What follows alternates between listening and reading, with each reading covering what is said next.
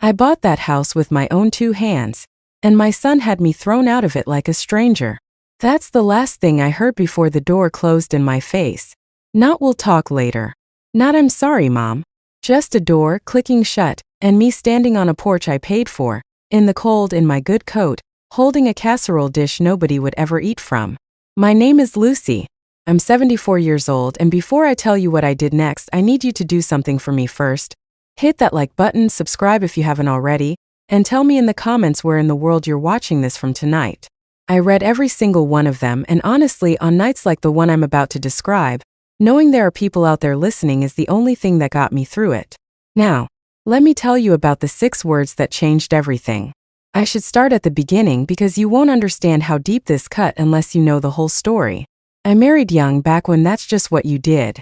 My husband, God rest him, was a good man but not a rich one. We scraped, we saved, we clipped coupons on Sunday mornings and drove the same station wagon for 11 years.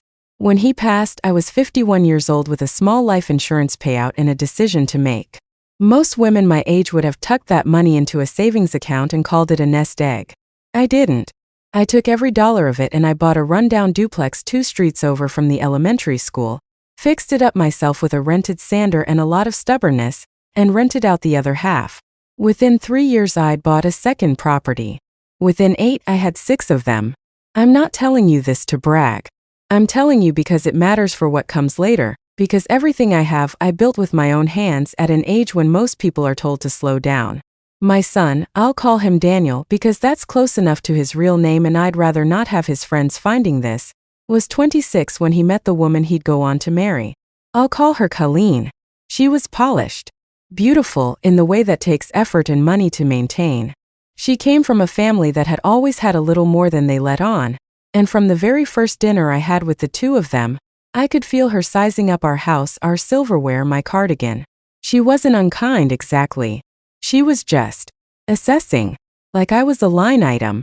When Daniel and Colleen got married, they wanted a house in a neighborhood they couldn't afford. Good schools, tree-lined street, the whole picture. And because I loved my son, because I'd spent my whole life wanting to give him things I never had, I bought it. Not helped with the down payment. Bought it outright in cash, from money I had earned scrubbing toilets in duplexes at 51 years old and reinvesting every cent for 2 decades. Here's the part that matters. My late husband's brother was an attorney, and even though he'd passed years before, I still used the firm he'd built, now run by his old partner, a sharp, careful man I'll call Mr. Whitfield. When I bought that house for Daniel and Colleen, Mr. Whitfield sat me down and said something I've never forgotten. He said, "Lucy, you can give your son a home, but don't give him a home you can't take back if you ever need to." So the deed stayed in a trust in my name. Daniel and Colleen lived there rent-free for 12 years, raised 2 beautiful grandchildren there. I'll call them Ava and Noah. And never once, not once, did I bring up the fact that legally that house was still mine. I want you to sit with that for a second. 12 years. 2 grandbabies. Every holiday, every Sunday dinner, every scraped knee I kissed better on that living room carpet. In a house that I owned and never once held over anyone's head, until the night of Colleen's 40th birthday party. It was supposed to be a big one. Colleen's family has money, and when her side does something, they do it properly. A tent in the backyard, a hired bartender, string lights strung across the patio like something out of a magazine. I've been looking forward to it for weeks. I picked out a blue dress, had my hair done that morning, made my famous lemon pound cake because Colleen had mentioned once years back that it was her favorite, and even though she rarely said thank you for anything I did, I still remembered. I got to the house around 6, cake in hand, and I noticed right away that something was off. Cars I didn't recognize lined the street. Colleen's side of the family, her sorority friends, people from the country club Daniel had joined a few years back to keep up with her. And when I walked up that path, my own son met me on the porch. Not at the door. On the porch. Like he'd been waiting there to intercept me. "Mom," he said, and he wouldn't look me in the eye, "can we talk for a second?" I said of course, thinking maybe there was a problem with the caterer, or maybe Ava had gotten sick. Instead, my son, my only child, the boy I raised alone after his father died, the boy whose college tuition I paid in full, whose wedding I paid for, whose house I bought, told me that Colleen felt the party needed to feel like her world tonight, and that having me there in this dress saying things might make her family uncomfortable. "What things, Daniel?" I asked him. My hands had gone very still, the way they do right before I get truly angry. I don't shake with rage, I go quiet. You know how you get, Mom. You bring up the old days. The money stuff. It's her night. The money stuff. As if the money I'd poured into that family for over a decade was an embarrassing habit, like a smoker's cough, something to be managed and hidden from polite company. I stood there on the porch of the house I owned, holding a cake I'd baked with my own 2 hands at 4 in the morning, and I asked him one more time if he was really telling me I wasn't welcome at his wife's birthday party. He said, "Just for tonight, Mom. Please don't make a scene. Don't make a scene." In the house I bought. At a party paid for, in part, by the very allowance Daniel still quietly asked me for whenever the country club dues got steep or the car needed work. Allowance I gave gladly, because that's what mothers do. I didn't cry. I want you to know that because I think a lot of women my age are expected to cry in that moment, to get small and hurt and go home and stew in it. I didn't. I set the cake down on the porch railing very gently, told my son to enjoy his evening, and I walked back to my car. And that's when I made the call. I sat in the driver's seat, engine off, hands on the wheel, looking through the windshield at those string lights glowing gold across the backyard, at the silhouettes of people laughing, at my own granddaughter Ava twirling in a party dress under an oak tree I used to sit beneath. My hands were trembling, not with sadness but with something colder. Something that had been building for 12 quiet years of biting my tongue. I took out my phone and I called Mr. Whitfield's after-hours line. It was a Saturday night, nearly 7 o'clock, and I knew he'd be having dinner with his wife, and I called anyway because in 30 years of using that firm, I had never once asked for anything urgent. This was the one time. He picked up on the 3rd ring. "Lucy, is everything all right?" I looked one more time at that glowing backyard, at the house with my name quietly buried in a trust document in a filing cabinet 3 towns over, and I said 6 words. "List the house.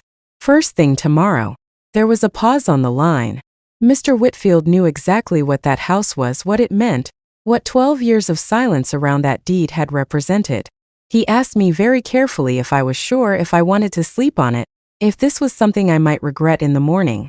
I told him I had never been more certain of anything in my life. I want to pause the story here for a second because I know some of you watching are thinking, "Lucy, that's harsh, that's your grandchildren's home." And you're right to think that. I thought about Ava and Noah every second of that drive home. But here's what I decided, sitting in my kitchen that night with a cup of chamomile tea going cold in front of me. Love and enabling are not the same thing. I had spent 12 years confusing the two. I had let my son's wife treat me like an inconvenience with a checkbook, and I had let my son stand by and allow it, because I told myself that keeping the peace was worth any price. But peace bought with your own dignity isn't peace. It's just a slower kind of suffering. Mr. Whitfield called me Monday morning to confirm the listing was up. Not sold yet, just listed quietly through a private realtor, not splashed across the big sites where Colleen's friends might stumble on it first. I wanted my son to hear it from me. Or rather, I wanted him to have to come and ask me about it, for once in his adult life, instead of assuming the answer would always be handed to him. He called me Tuesday evening. I could hear the panic under the calm he was trying to force into his voice. "Mom, I got a call from a realtor asking to schedule a walkthrough of the house. What is going on?" I told him the truth. I told him that I had owned that house since the day he and Colleen moved in, that it had never once been signed over to either of them, and that after Saturday night, I had decided it was time to sell. The silence on the other end of that phone lasted so long I thought the call had dropped. "You can't do that," he finally said. "We live here. The kids go to school 3 blocks away. Colleen's whole life is built around this neighborhood." And there it was again, Colleen's life, Colleen's world, Colleen's comfort, as though my life at 74, sitting alone in my own small house while my son's family enjoyed a mansion I'd paid for, had no weight of its own. "Daniel," I said, and I kept my voice steady, "for 12 years I have paid for that roof over your children's heads and never once asked for a thank you, let alone a say in how I'm treated under it. 3 nights ago you stood on that porch and told your own mother she wasn't welcome. You can understand why I might reconsider my generosity." He tried everything after that. He tried apologizing, though the apology mostly consisted of explaining Colleen's side of things, how stressed she'd been planning the party, how her mother had said something insensitive to her that morning that had nothing to do with me but somehow ruined her whole outlook on the day. He tried anger, telling me I was being vindictive, That a woman my age shouldn't be playing games with her grandchildren's stability. He tried at the very end silence 3 days where he didn't call at all, I think hoping I'd panic and call the whole thing off. I didn't call it off. I want to be honest with you. It was one of the hardest weeks of my life. I thought about my grandchildren every night. I thought about Ava's little room with the string of paper stars she and I had made together one rainy afternoon, still taped to her ceiling. I am not a woman without a heart, and I will tell you plainly that there were nights I cried into my tea and wondered if I was punishing children for their parents' sins. But here is what steadied me. I called Colleen directly about 10 days into all this, and I asked her one simple question. If the roles were reversed and this was your mother's house, and I told her she wasn't welcome at my party in front of her own son, what would you expect to happen next? She didn't have an answer for that. Not one word. Because deep down she already knew. The house sold in 6 weeks, faster than even Mr. Whitfield expected, to a lovely young family with 2 little boys who'd been searching that school district for over a year. I made sure through Whitfield that Daniel and Colleen had a full 90 days beyond closing to find a new place, more time than most sellers would ever offer, because I am many things but I am not cruel. I used part of the proceeds to help them with a down payment on a smaller house. A nice house, a perfectly good house, just not the showpiece Colleen had built her whole social identity around. And I put the rest, every remaining dollar, into a trust for Ava and Noah, one they cannot touch until they're 25, with the explicit condition, written into the paperwork by Mr. Whitfield at my request, that it be called Grandma Lucy's Fund on every statement they ever receive. Because here's the thing I need you to understand, if you take nothing else from this story. This was never about punishing my grandchildren. It was about making sure that for the rest of their lives, whenever they think about where their security came from, they think about me, the woman who wasn't allowed inside her son's front door on a Saturday night, and who still, even in her hurt, made sure they'd be taken care of. I wanted them to grow up understanding that love and self-respect aren't opposites. You can give generously and still refuse to be treated like an inconvenience. Daniel and I didn't speak for almost 4 months after the move. That silence was its own kind of grief, heavier some days than even my husband's passing had been, because a death is final and you learn slowly to live around the shape of it. This felt different. My son was alive 3 towns away, and simply choosing not to call. It was Ava in the end who broke it.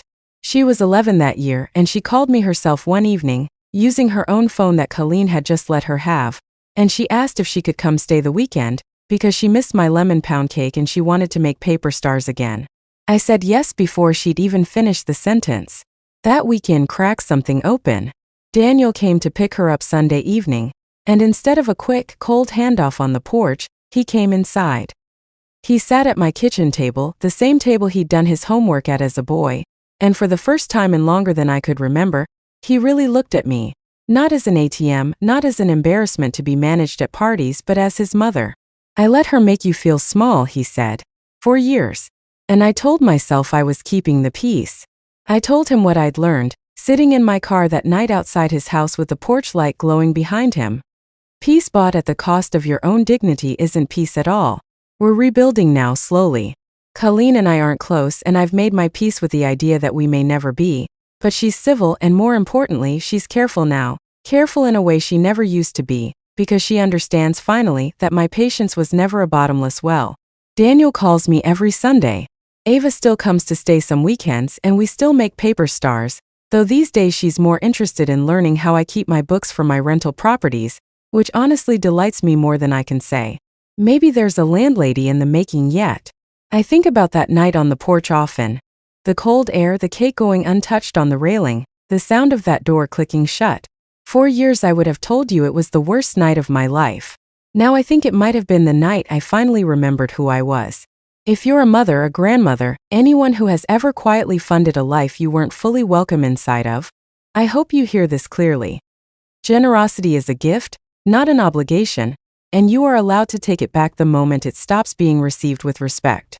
You built what you built with your own 2 hands. Nobody gets to lock you out of it and call that peace. If this story meant something to you tonight, I'd love for you to leave a comment and let me know. And if you haven't already, hit that subscribe button because I've got more stories like this one coming, straight from women just like me who decided, a little later in life than they'd planned, that enough really was enough. Thank you for sitting with me tonight. I'll see you in the next one.